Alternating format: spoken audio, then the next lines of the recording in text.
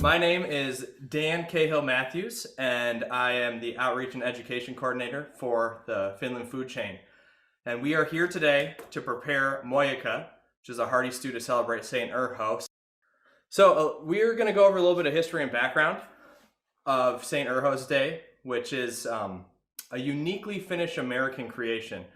It is now celebrated in Finland, but it actually started, the rumors say, in the 1950s in Virginia, Minnesota. Richard Matson, who worked at I think it was a department store in Virginia, he was getting chastised by his Irish buddies, his Irish American buddies, who were celebrating St. Patrick's Day, and were asking him about what's the celebration that you do being Finnish. And he invented Urho at the time. The reason that people speculate that the name Urho came about was because the Finnish president at the time his first name was Urho. And so to one-up his Irish buddies, Richard Matson decided to celebrate it on March 16th. So similarly to how the Irish celebrate St. Patrick's, getting the snakes out of Ireland, the Finnish Americans celebrate St. Urho, getting the grasshoppers away from the grapes in Finland so that they can still harvest the grapes for their wine. Similarly, Mojakka is a uniquely Finnish American creation. It was invented in the upper Midwest, somewhere around the Great Lakes region. If you look in the Finnish language and speak to actual Finns, very few, if any, would know or be familiar with the term Mojakka. The term for soup in Finnish is keito. And so Mojakka, just like St. Urho's, was created in this type of region that we're in the upper Midwest, the north, around the Great Lakes, Ontario, Canada region. So the Finland, Minnesota is celebrating its 46th annual St. Urho's Day. It's being put on by the Friends of Finland this year, and it's, I think, the oldest continually running St. Urho's Day celebration in the state. A little bit of history about Mojakka. Cloquet, Minnesota hosted a Mojakka cook-off in the early 2000s, and we're going to look at a couple of the reviews of some of those winning recipes from that, and then look at it compared to our recipe. So I wanted to put a couple of pictures from the Finland St. Urho's Day celebrations of yore. I found some back from 2003. We've got a dog with the purple and green colors, the purple representing the grapes, the green representing the grasshoppers, which are the colors of St. Urho. And then we got a really neat float, which is part of the parade in Finland, Minnesota for St. Urho's Day. This was from 2003. We have the prom hopper trio.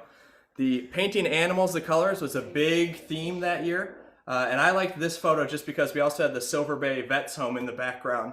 And we're hoping to be able to have those veterans join us again for the parade. Hopefully this year. We'll see them. If not, we want them to join us next year as well, so we can have a socially distant experience during the parade in St. Urho's. Back to that Mojakka cook-off in Cloquet. These are the results from 2008 for the beef, or the Lihamojakka results. So Carl and Bernie Lundberg had a kicked-up flavored Mojakka with several bottles of beer. The closest they could get to any Finnish brands of beer, it's Grolsch. I've never had that type before. And I thought we could borrow a suggestion from that by making sure we put beer into our own Mojakka recipe. So I got a George Hunter Stout from Castle Danger in Two Harbors, Minnesota, that I'm going to crack while we're cooking and make sure I put a little bit into the Mojakka itself. So I'll get that under my cutting board camera. The next recipe here, it's from Mark Edwards, who's a restaurateur in Duluth.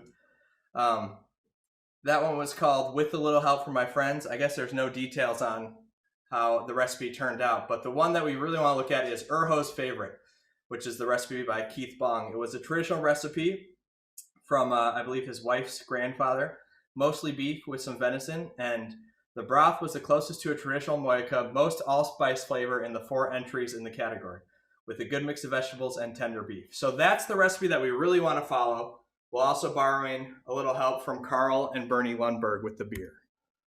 So looking in the Finnish cookbook, this was suggested to me by Bonnie from Four Seasons.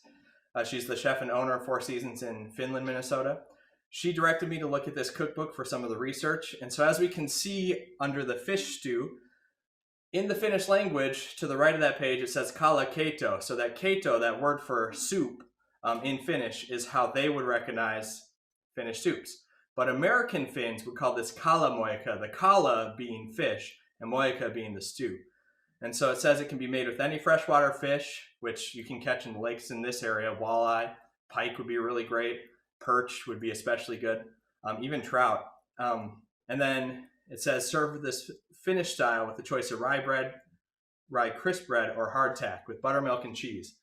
I also found in that book a beef stew with root vegetables, which is essentially Lihamojakka. I am not going to embarrass myself trying to pronounce that in front of everyone. But you see the word liha means beef at the beginning of that long word just below beef stew with root vegetables. The key that we're going to pull from this recipe is that the stew is even better the second day. If you look through the ingredients, we have a pound of beef stew meat, 2 tablespoons butter, 4 cups water, 4 whole allspice, a small rutabaga, 3 potatoes, onions, carrots. You'll notice that it's nearly identical to the recipe that we're featuring today in our cooking class. The only difference is that we want to use beef stock where we can to add a little bit more flavor. And we're going to add the beer. So here are the keys to our recipe. If you were one of the lucky winners of the meal kit that we put together from the Finland food chain, it's pasture-raised, grass-fed, grain-finished beef, high-quality beef. Using that chuck roast has a lot of connective tissue, a lot of marbling as well. It's going to really let it break down and add a lot of body to the broth. We also have locally grown root vegetables. We're really fortunate to be able to source root vegetables from Wolfridge Organic Farm and Round River Farm, both here in Finland, Minnesota. And so having those locally grown root vegetables in those meal kits adds the terroir, which is like the flavor from a certain geographical place. Our geographical place is here along Lake Superior, the forests and hills above Lake Superior. And we have ingredients like this gigantic rutabaga, like these French purple fingerling potatoes that we're going to add that will give a unique flavor to our stew because they were grown in this region and are picking up from the water, from the soil, from everything that's unique about where we are. We also are going to make sure we add plenty of allspice because the winning recipe from that 2008 Cloquet cook-off had the most traditional tasting broth with the most pronounced allspice flavor. And just like it said in that beef stew recipe from the Finnish cookbook, it's even better the second day. I geeked out a little bit and I needed to pull up a quote as to why this happens. It's not just a tale or a rumor that it gets better the second day. According to Cook's Illustrated food scientist Guy Crosby, there are measurable changes in the sweetness of complex carbohydrates, which are coming from our root vegetables, our rutabaga, our potatoes, our carrots. And those starches break down into sweeter tasting simple sugars when they get stewed and then allowed to rest overnight in the refrigerator. There's a scientific proof to that. It's going to taste better the next day. The second reason or excuse for waiting until tomorrow to eat this stew, if you're making it tonight, is if you're Catholic like me or Christian or celebrating Lent, it's a Friday and we're not supposed to eat meat. So my plan is to make this stew today, put it away in the fridge, and then go to a fish fry at Four Seasons in Finland, Minnesota. So we're still cooking it today, so it's going to be great for this weekend. So let's get cooking. So I'm going to stop screen sharing at this time so that we can have the video on myself and on my cutting board. And we're going to go through the process of making our Lihamojakka. We're going to start, I'm going to put on my apron. If anyone has questions or comments while we're going through this and they're on the video, they can raise their hand and my technical supervisor, Corey, will be able to either unmute you or read the question if you put it into the chat so that we can answer any of those questions as we go along. So as we get started, I'm going to turn my stove on to a medium-high heat. I have a cast iron. This is a 4-quart Dutch oven with its heavy enamel cast iron lid. We're going to let that heat start going up. As the heat is going on our pot, we want to grab our beef stew meat. So if you have a meal kit, or if you chose to buy the stew meat from the recipe, it should already be cubed up like this. If not, at this time you're going to cut the beef into about 1 to 2 inch cubes, whatever size you want. The 1 inch cubes will break down a little bit faster and be more manageable. The 2 inch cubes will be real hearty. So it's up to you. We are going to go ahead and salt this and pepper it. So give it a heavy pinch season of salt, black pepper,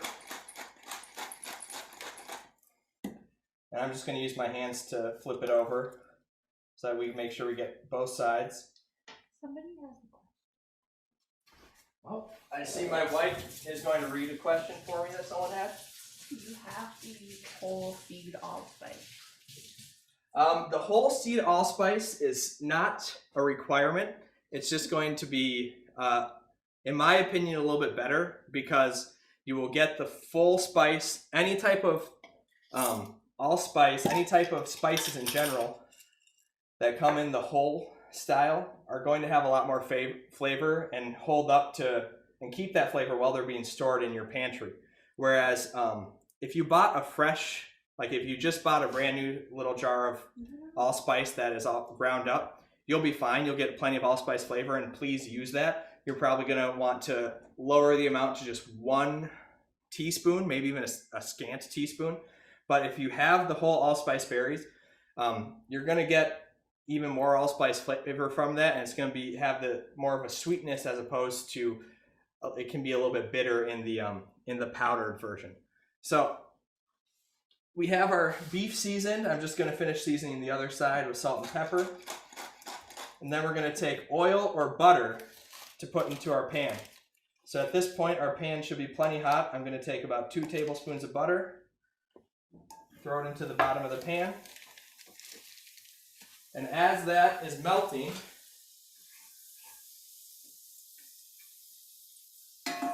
I'll take about half of the beef that I have here. I'm working with about 1.5 pounds because I'm feeding some family members who are coming up next weekend.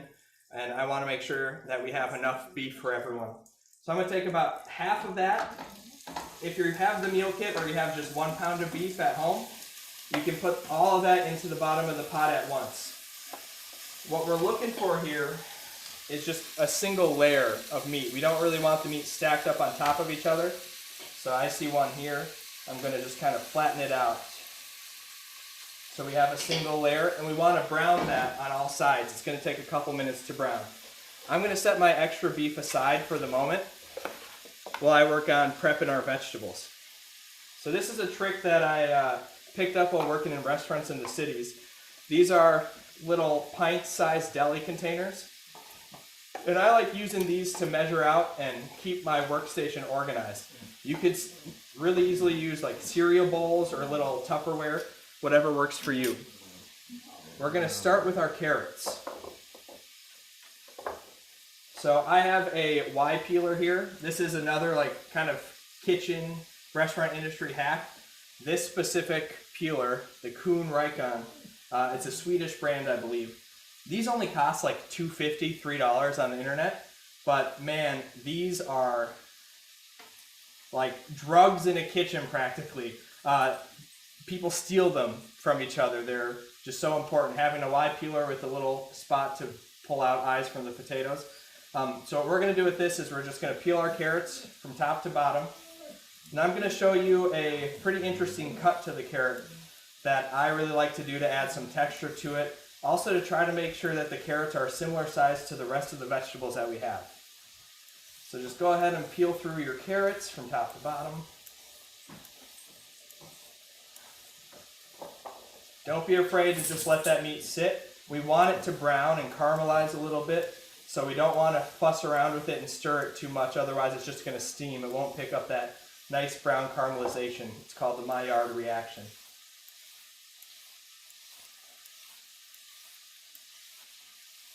All right, so we have our carrots peeled. I also have another Tupperware, a larger Tupperware, where I'm going to store all of my extra pieces of root vegetables, my peelings, my trimmings. I use this for stocks. If you have chickens, you can use it to feed the chickens. If you have compost bins, save it for the compost bin. But I like to put these in my stocks that I make at home. So, now that we have all our carrots, we can take one or two at a time and just trim off the thick ends and the thin ends. Again, put our trimmings into our bin.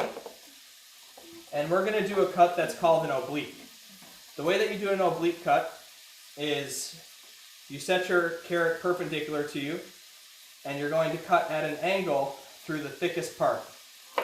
Once you make that cut, you're going to roll the carrot over, and you're going to make another cut through the oblique of that. Roll it over, and make another cut halfway through that kind of round that you just created. You just keep going, making those oblique cuts. When you get to the bottom, you have your nub there. The nice thing about this type of cut is that it holds on to a little bit of its texture instead of the carrots breaking down too much in the stew. And we're going to have similar sizes to the cuts that we're going to do for our potatoes and rutabaga later.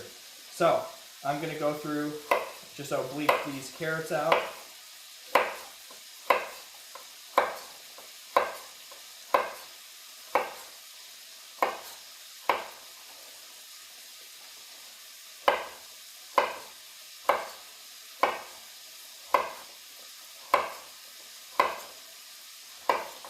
One left. Huh? Say, how's everybody doing? No one can respond to it. Alright, so I'm going to put my carrots into my deli container, keep my workstation clean, and set those aside. At this point, it's probably been about 2 minutes since we checked on our beef. We're going to move over to the pot and give it a stir. And just try to flip over as best we can the pieces so that the raw parts of the beef that were facing up will now be at the bottom of the pot, and the parts that got a little color and caramelization will be facing up. It doesn't need to be perfect, just looking to get a little bit of that color on our beef. Alright, next we can work on our onions. So if you got the meal kit, these onions were sourced from Wolf Ridge Organic Farm, which is up here in Finland, Minnesota. And just, I think it's just the yellow onion. So what we want to do with cutting these is we want to make sure that we can cut off the tops and bottoms and then get the onion flat so that we can make the rest of our cuts. So what I'm going to do, cut through the top, move that off, and I just cut right next to the base so I can turn my onion flat. At that point, we'll cut it in half and we'll assess the onion. Some of these onions, because they were harvested in the fall and they've been stored over winter, they might get a little bit funky in parts. We can pull all of that off if we want, or if you want to save as much onion as you can just kind of trim off the part that's really funky, and hopefully that way you don't need to take the same amount of peel off. It looks like on this onion I'm going to have to take the same amount of peel off anyways. So I'm going to throw the pieces of this onion that still look kind of good for a stock into my stock bin, and the other stuff will be set aside for compost. So I'm going to move that over here. Alright, and from here we're going to try to get a similar size cut to what our carrot is. It will be a different shape, but we're going to go lengthwise, leaving the bottom of the onion where the root was intact and getting some big chunks. We'll turn it the other way and again cut it into big chunks so that our onions are a pretty similar size to what that carrot was. We'll go through and do that with the rest of our onions. And this is considered a large dice in kitchen speak. We want a bigger size to our onions so that they hold up while the stew cooks for over an hour or up to an hour later. We're going to work on the other onion, again, cutting off our tops and right next to the root. Someone has a question. All right, I see someone has a question. Kaylee, could you read it to me? Said, could you cut one more onion to show it again? Yes, absolutely. I will cut onions as long as anyone wants me to cut onions. We can spend the rest of the video cutting onions. Every time I sharpen my knives, I make sure I buy a bag of onions from the grocery store right beforehand if they're on sale. Because my favorite way to test how sharp my knife is to try to cut as thin a piece of onion as possible so that I can see through it. So I love cutting onions. I'll keep doing it. Here we go. We've got the root end that we cut off, and we've got the top end. We want to cut our large chunks going almost all the way down to the root, but not quite. And then we turn our onion the other way and get our large dices, cutting down perpendicularly. And save the base of our onions for our stock, our compost bin. I don't know if chickens really like to eat onions. It might be a little bit too pungent for them, but maybe someone can comment in there with a suggestion if they know whether or not their chickens like to eat onions. So, again, keeping our clean workspace, I'm going to move all of my onions into my deli container. Oops, we lost one over there.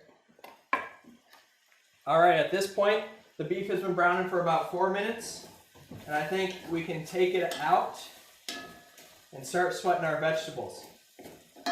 So, I have just a dinner plate here that I'm going to use to scoop out my beef. And because I had more than 1 pound of beef, I'm going to go ahead and start browning the second part. But if you at home, if your beef is nice and brown, you can go ahead, remove the beef, and then throw your carrots and onions into this pot. We want to start with the carrots and onions because they're considered aromatic vegetables, which means that they're imparting a lot of flavor to the stew. Vegetables like rutabaga, potatoes, they are more of the starchy vegetables, which will add the sweetness and thicken up our stew. But if we start cooking them too early, they will just kind of break down into mush. We still want them to have their shape and their texture. So, like I said, I'm going to go ahead and work on my second section of beef. At home, if all of your beef was brown, at this point you'd want to go ahead and put your carrots and your onions in. And get those moving around. Alright, I will set my beef to the side.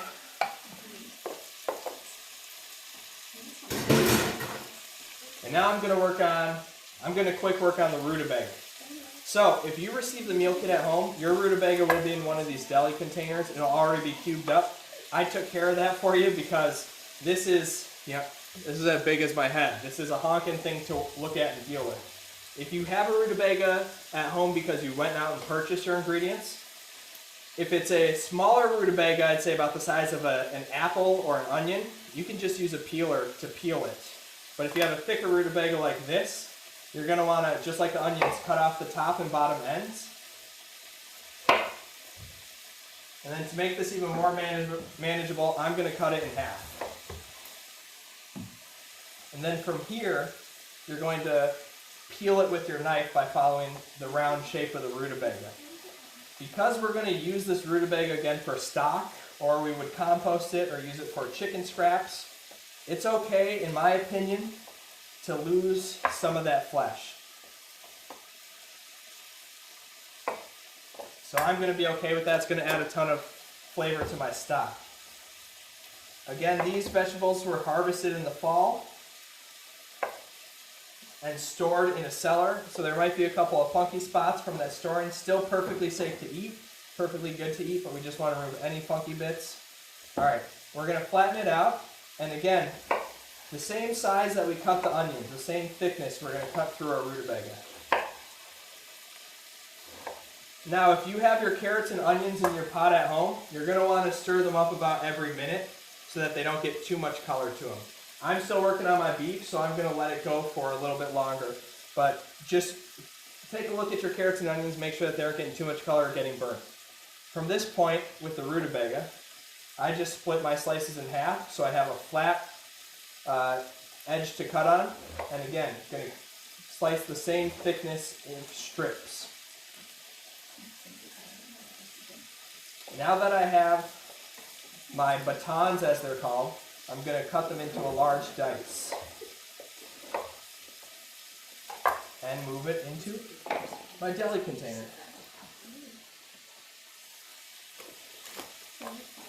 Now for me, that's plenty of rutabaga. So I'm going to save the other half. I'll probably roast it later. And we'll move to our potatoes. I'm going to take a moment just to flip over my beef, get nice and brown. If you're at this point, you can stir up your carrots and onions.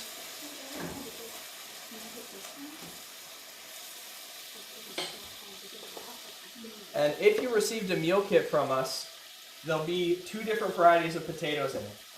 This is a thin skin, I think, it kind of looks like Kennebec potatoes. These came from Round River Farms. I'm not certain on that. What? Oh, David Abaz is on the call. Maybe he can enter in the chat what variety of potato this is. The other potato, in honor of St. Urho's Day, is a purple potato. This is a French fingerling potato. So what we're going to do is we're going to peel our potatoes. And we have the purple ones because the colors of St. Urho's are purple and green.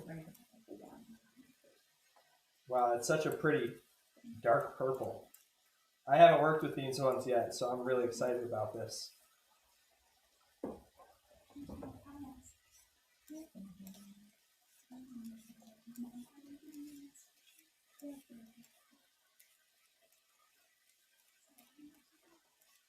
So what I do to peel the potatoes is I take the potato lengthwise. I peel from bottom to top, always peeling away from me, keeping the blade away from me. You can't get hurt too bad with the peeler, but man, if it catches your fingernails, it is unpleasant. It's like kind of like a nails on a chalkboard type of thing. And then it's even more unpleasant when you go to, cuddle up in a blanket or put your socks on or anything where your nail that just got dinged by this peeler gets caught on a loose strand of string and pulls on it. Oh, it's so uncomfortable. So I'm peeling from length, one end to the other, and then once I get around the whole potato, I just finish off the tops. I don't mind skin on my potatoes. I remember there was, I think it was a Tommy DePaula book that my mom would read to me as a kid, where the king in this story would only want to eat the insides of the potatoes and he'd leave the skins for all the peasants.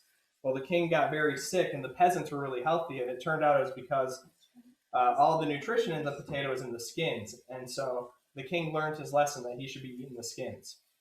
So because I'm keeping all of my scraps for stock, I don't want to add the potato scraps to it. I'm going to put that over with the onions. Or the onion bits that I didn't want to put in my stock. So these will go in compost or be fed to chickens.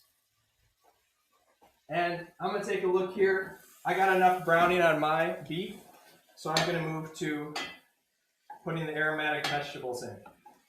If you're at home and you already have your carrots and onions in the pot, you can add the rutabaga at this time because the rutabaga will hold up under that heat, hold up under that cooking for a little bit longer. Yeah. Someone has a question what the peeler is called. The peeler? The question about the peeler? The brand of the peeler is called Kuhn Recon. I'm going to hand it to my wife so she can type it into the chat. And you can find them on Amazon. If you choose not to use Amazon, you should be able to find them at any type of kitchen store. Or Webstaurant.com might have them. So you should be able to do a Google search and find them. All right, I'm going to add my aromatic vegetables, and I'm going to go ahead and add my rutabaga as well, since I told y'all to add it.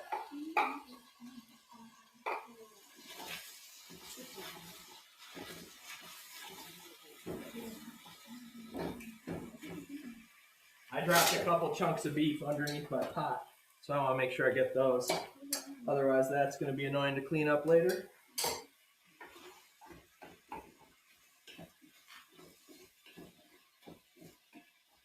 So whenever we're cooking, we want to layer flavors of seasoning.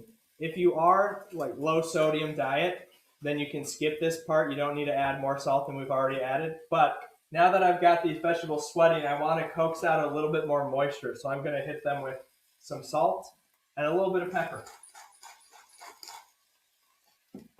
And let them kind of sit in the pot, do their thing. If it's moving real quickly and you're getting a lot of color on these vegetables and they're breaking down, you can move your heat down to medium-low. That should be all right. And next we're going to finish cutting our potatoes. We won't add the potatoes until after we've added the stock because we just want them to boil. We don't want them to brown. We don't want them to get too mushy on us. So like we've done with pretty much every other type of vegetable, we want to make sure we get a flat edge to the potato so that we're cutting them. So I cut out about 1/3 of the length in to flatten out the potatoes. Gosh, that's so cool. Look at that purple. It's just such a vibrant purple. I've seen purple potatoes before. I don't know that I've ever seen one this vibrant. I'm excited to keep cooking with those. And again, that came from Round River Farm in Finland, Minnesota. You can check them out at the Finland Farmers Market. So now that we have our flat end to the potato, we're going to cut into about the same size chunks. I'll get 3 slices out of this potato and then turn and just cube it up. This will generate some bigger cubes, so you can cut those in half if you want. I don't mind it. I like the bigger chunks. The other thing you can do is make a second slice so that you cut those chunks in half. And then you can do your horizontal slices, your vertical slices, and that way you have a smaller cube. So I'm going to work through the potatoes here, getting them into a large dice.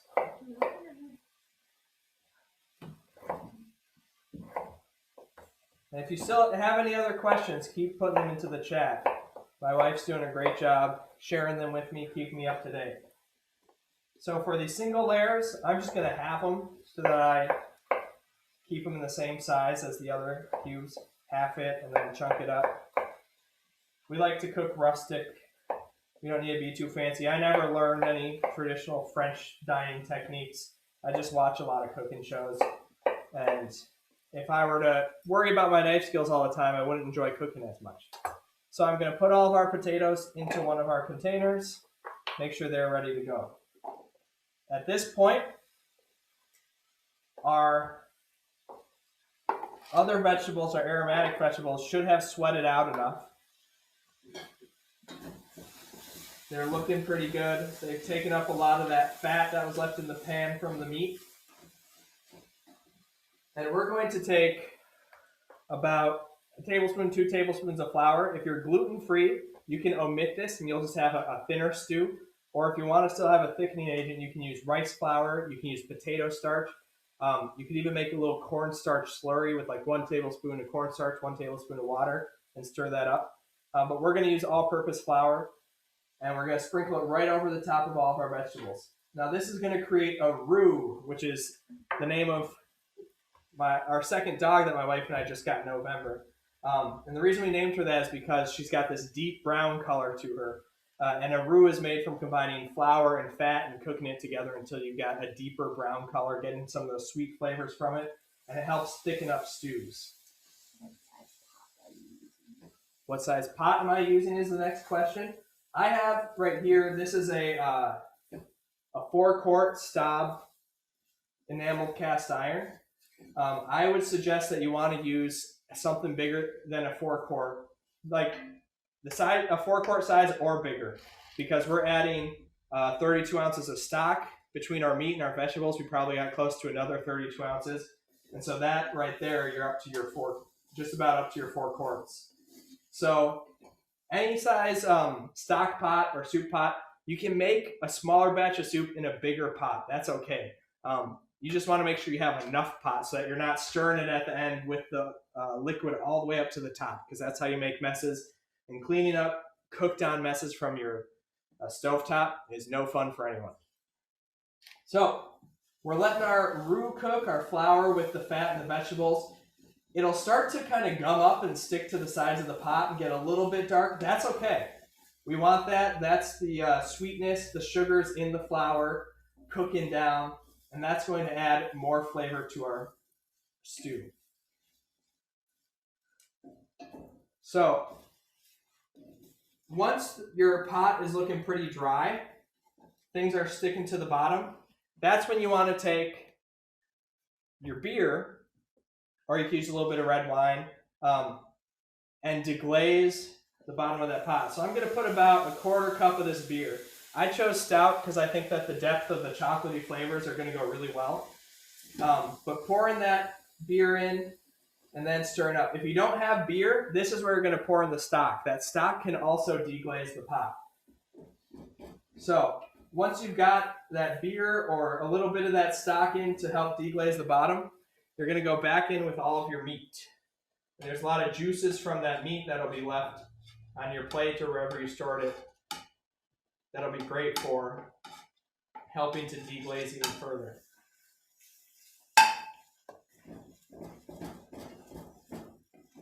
And so I'm using my wooden spatula to scrape the bottom of my pot, scrape the edges, stir that beef up. And once that's all combined, and if you look at the bottom, most of the moisture will have been sopped up by that flour in the root. That's when we go with our beef stock. So I've got homemade beef stock here. I don't quite have the 1 quart, the 32 ounces that it says in the recipe, but I'm going to pour all the beef stock that I have into the pot. And then I have a little bit of homemade chicken stock that I'm going to top it off with. You can use water here as well. The beef stock or chicken stock just gives it a little more depth of flavor, but there should be enough flavor from those aromatic vegetables from the beef that it will season and flavor the water as well.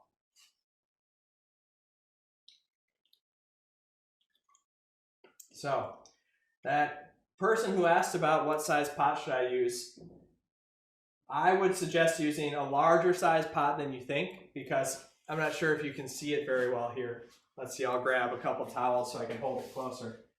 I'm getting to that point where I don't got much room to spare, and I still need to put my potatoes in.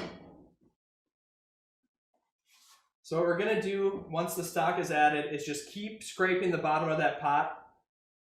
This is where you can kind of get ahead of the dishes that you might need to do later by scraping up all that flavor from the roux, from the browning of the beef and the vegetables.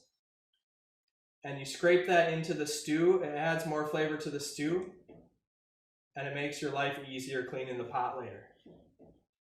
But I think if you're the one cooking this and you're feeding a family or just a big crew, you ought to be able to get someone else to clean up for you. Isn't that right, Cahill? Yeah, exactly. No, we share the dishes pretty well. And we got a dishwasher, we're lucky. So at this point, now that the stock is coming up to temperature, it's not quite boiling, but you can see the wisps of steam coming off it. I'm going to add my potatoes. Stir those in. And again, we're adding them now so that they just boil, as opposed to, really cooking or browning or mushing.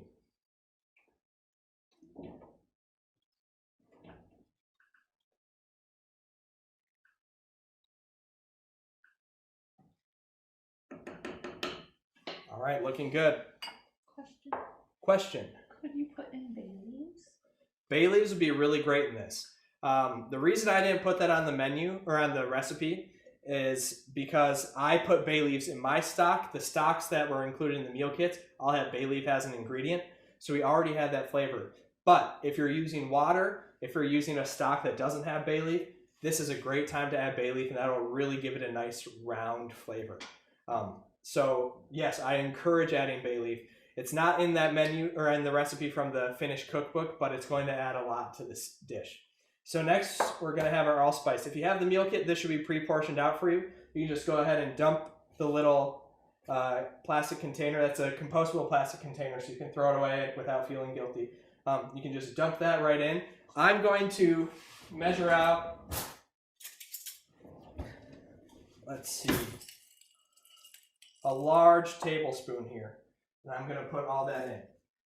So back to that question early. I'm even going to go with a half more because I want to get a lot of allspice flavor from it. That question earlier about it, do you need whole allspice berries or can you use ground allspice?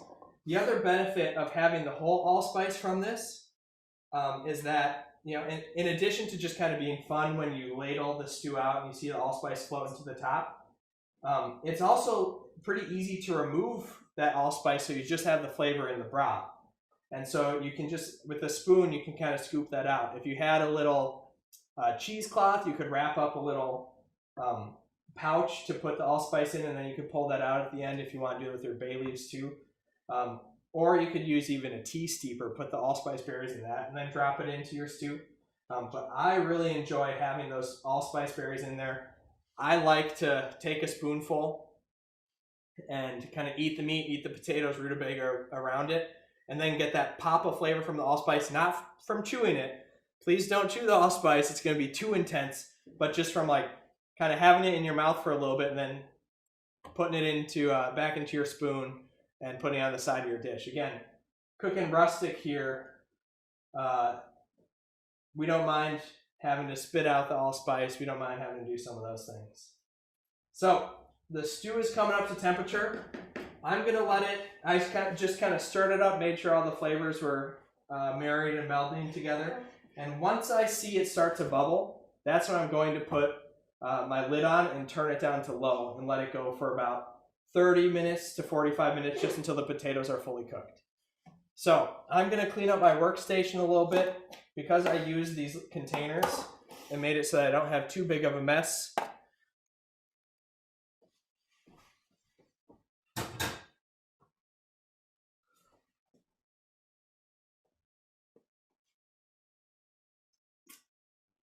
All right, got a couple more things to clean up.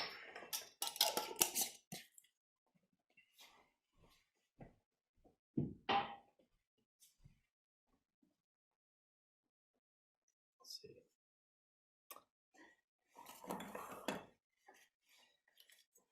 So as we're waiting for this to come to a boil, I'm going to go back to my slideshow because there's a couple more details that I wanted to share with everyone about the events going on for St. Urho's Day. So I'm going to share my screen here. That one.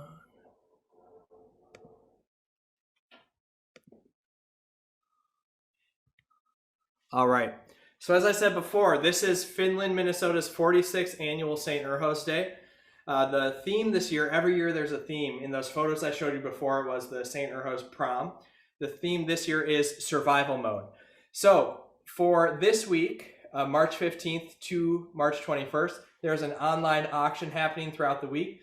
I took a look at some of the items on the auction. There's ATV rentals, there's fishing charter tours on Lake Superior. There's lots of really neat things that you can bid on. And so far, all the bids are pretty low. So I get in there while you still can, while things are low, and you might get lucky. But there's some really cool experiences that you can win by doing this auction at biddingowl.com/Finland, Minnesota.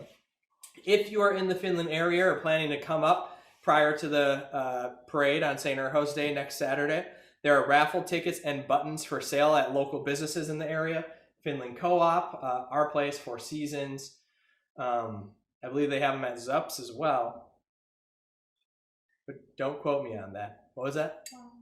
Wildhurst Lodge. I think they might have them at Maple Grove Bait and Tackle as well. Just ask around those local businesses and buy some raffle tickets. They're really good prizes. And then the buttons are really neat. And those buttons really help fund the St. Urho's Day celebrations in the future. It's what helps us fund the parade, fund the different events that we have going on. On Friday, March 19th, there's in the evening, it's the virtual Miss Helmi, which is the beauty pageant and talent contest. So you can tune into that on Finland, Minnesota Facebook page, and there'll be a great contest, and then they'll crown the winner. At this point, I'm looking at my stew, and it's bubbling on me. It's boiling, so I'm going to turn the heat all the way down to low, give it one last stir, and then pop the top on and let it go for the next 40. I'm going to do 45 minutes on mine just because I want some of those vegetables to get a little bit more tender. But for you, you can do 30 minutes up to an hour. The longer you go, the more tender the vegetables get, the more tender the beef will get. And if you're serving it tonight, I'd say err on the side of going like 45 to 60 minutes. If you're waiting to serve it tomorrow or even next weekend, you can go for a half an hour and then you can store it. And when you heat it back up, it'll get you to that texture that you want. So back to the events for St. Urho's Day. On Friday at 7 p.m., there's going to be an online panel discussion about the different St. Urho's Day celebrations around the area, which is sponsored by the Finnish American Cultural Activities. The link to join that will be coming soon, but that'll be a really cool way to get in, and especially if you want to start a St. Urho's Day celebration in your town or wherever you live, that's a great way to learn more about what different people are doing and see what the process is to get that started. So on Saturday, March 20th, that's our big celebration day. At noon, there will be a tug of war across the Baptism River. I believe that is happening right next to our place, which is right on the river. It's a restaurant right on the river in Finland, Minnesota. And then before and during the parade, the Fire and Rescue, which is right on Highway 1, will be selling refreshments. They usually do like hot dogs and brats, and they are experts on the grill. Really, really cheap prices as well. I encourage everyone to check that out. During the parade, before and during the parade, after prom, we'll be selling St. Urho t-shirts. The funds from those t-shirts will go to the junior and senior class at William Kelly High School in Silver Bay. And I have a picture of those t-shirts. They're pretty neat. So you'll see that in a second. And then at noon until 1 p.m., we're having the parade through Finland. There'll be floats, there'll be flags, there'll be social distance, hijinks. Everyone's encouraged to have their mask on. Everyone's encouraged to keep 6 feet from people outside your pod, but everyone is encouraged to come and have a good time. I believe you're still able to register for that. If you'd like to put a float or advertise your business in the parade, call Sherry Bischoff at that phone number there. And then after the parade, there's going to be lunch and dinner specials at the restaurants and bars in Finland, Minnesota. Four Seasons, that's where Bonnie Tikkanen, she's the owner and the head chef. She was very helpful in our St. Urho's Day research, so I want to give her a special shout out. And that's where my wife and I are headed tonight after we're done cooking our stew so that we can go get the fish fry at that restaurant. They have an amazing fish fry and their salad bar is incredible. Actually, I don't know if they're having their salad bar right now. It doesn't seem like a COVID-friendly thing to do. But when it is okay, when we have vaccinations, when we're back to being able to go 100% at restaurants, I'm going to go 100% at that salad bar. It's very, very good. Wildhurst Lodge has appetizer and drink specials after the parade, and our place will have lunch and dinner specials. All the restaurants in town will be operating at a 50% capacity for these events, just so that we can make sure we're keeping everyone safe. Here's the after prom t-shirts that are supporting the junior and senior classes at William Kelly High School. As you can see on that sign there, we have St. Urho. He's got his grasshopper and his pitchfork. He's protected the grapes in Finland. And he's got a sign that says, to survive, you need good friends, good food, good beer, and toilet paper. I hope everyone is doing all right on toilet paper. So more special thanks here. If you're in the area in northern Minnesota here near Finland, Silver Bay, Crystal Bay, in Lake County, we got our beef sourced from Salt and Light Heritage Farm. That's Leah Bailey and her husband Ron. We have the website posted there. They do pork, chicken, and turkeys, and their products are amazing. Their beef is pasture raised, grass fed, and it's finished on grain, so it gets a nice marbled texture, really full flavor, and just a beautiful family. I had a lot of fun meeting them and interacting with them. Onions are sourced from Wolf Ridge Organic Farm. Sarah Mayer is in charge of the farm there. She says that CSA's, community supported agriculture boxes, are coming in the near future. So if you're in the area and attend the Finland Farmers Market, be on the lookout for that. See if you can get on the list. They have a lot of great products. Potatoes and rutabaga were sourced from Round River Farm. That's Dave and Lisa Baz. They do CSAs in the summer, and you can catch them at the Finland Farmers Market. They tend to have a really long line, but I guarantee you it's worth it. So stick around if you're waiting in line. And for serving this stew, I encourage everyone to get a sourdough bread or a rye bread. In the summer, you can get a sourdough or rye bread from Finnskogen Farms. That's Corey and Pam Melby, and they're at the Finland Farmers Market as well. Special thanks to Honor, Stefan, Lori, Corey, David, and Cindy at the Finland Food Chain for helping get this set up. And then Joe Valevsky for his technical expertise and providing me a stand so that I could have a double camera setup.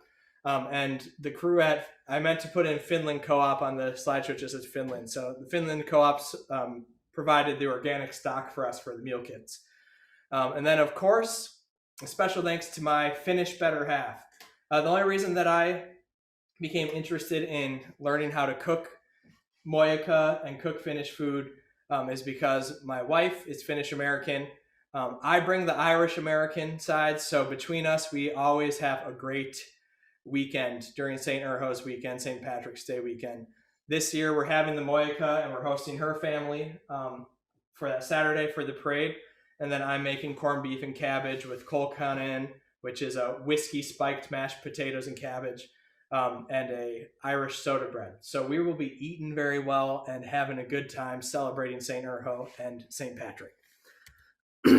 So this has been our first cooking class for the Finland Food Chain, with me in the role of Education Outreach Coordinator. We had a couple technical hiccups. Sorry for everyone about the link not getting sent out. That was a hiccup with Zoom and having those automated emails generated with the links. So we will definitely make sure we address that for any future cooking classes. But if you could please type into the chat box, we want to know what should we cook next. I know rutabaga is an ingredient that has always challenged me. When I was a brunch cook in the cities at a farm-to-table restaurant, we would get a ton of rutabaga, and it wasn't heavily featured on the menu. So at the end of the week, when it was time to prepare the brunch options and the Eggs Benedict, I would be presented with a big case of rutabaga and said, hey, do something with this. And I figured out some interesting ways to grill, to roast, to poach it. But if you have links to recipes, if you have favorite ways to prepare rutabaga, please email me. Please put them in the chat. I would really like to know. I want to love rutabaga. I don't love it right now. I think it's pretty good, but I want to be in love with it. So please help me learn to love rutabaga. And then thoughts on meal kits for any of those lucky winners who got them. We want to see if this is something we can expand at the farmers market, try to aggregate some of that produce, chicken, eggs, meat if possible, and put together meal kits with instructions for people to learn what to do with it. So if you were one of the people to receive that meal kit, even if you haven't picked it up yet, you can still go pick it up. We'll have it at the Claire Nelson next week for you at the beginning of the week. If you won't be able to pick it up, we can donate those to Friends of Finland, which is a nonprofit organization. They can make sure that the meal gets to someone and it gets used so that it doesn't get wasted, and people who need support and food can get that support. But we want to know your thoughts. What did you think about those meal kits? And then how can we improve this Mojakka class for future years? Because we want to do again for Urho's next year. Should we do Kala Mojakka, the fish stew? Should we change up some different variations? Are there going to be enough Mojakka cooks coming out of this class that we ought to have a competition and some people could show me up? I'd love to see that as well. So let me know what you think about that. I'm going to open up the chat here so that I can see it. Get back to the screen so you can see my mug. We'll see what some people said. All right. So our place will have an outdoor beer and Bloody Mary's wagon during the parade too. Awesome. Sarah is doing the CSA. No CSA for Round River Farm from David Abaz. That's really important. No CSAs from them this year, so check out Wolf Ridge Organic Farm, Sarah Mayer, for the CSAs in the area. And then Agate Acres is a new farm in Two Harbors that people should check out. Let's see. Some nice compliments. Really appreciate that. Someone feels the same way about the rutabaga as me. Oh, pasties. That's another, especially Great Lakes area, northern Minnesota area type of recipe that I think would be really great. I have some experience with empanadas, which are similar to pasties in spirit, but a little bit different. So I think that would be great. We could take a look at doing a pasty cooking class as well. That'd be a great way to use a rutabaga or any type of root vegetable. So that would be awesome. Bread class would be cool. I am falling in love with making bread, so I think that's a possibility. I just don't feel like I am an expert to teach that class yet, but there's definitely got to be people in the area who would be all aboard that. So I will take a look at doing that. So at this point, my stew is still kind of boiling away. I'm actually going to move it on to a smaller burner so it can just be at a real gentle simmer while the heat is on. And I'm going to let it go for about another 25-30 minutes. And then I'm going to let it sit on my stove and come down to warm, closer room temperature. Leave it for while I go out to eat at Four Seasons for the fish fry. And then when we get back from the fish fry, I'm going to take it out of the pot, put it into a big container, put it into the fridge, and then it will sit there until we're ready to celebrate and eat it next Saturday after the parade. So happy St. Urho's to everyone. Thank you for coming out and joining the class. I hope that you learned something. I hope you had fun. Thanks for bearing with the technical issues. And I hope to see you again at a class in the near future. So I'm not sure if it's my job to end this call or if it's going to be up to Corey, but I'll just keep smiling at the camera. We've got the live stream ended, and we can end the call too if you're ready. Well, just one last call for any questions or comments in the chat, because that is not a document that will be living on forever now that this the recording's done.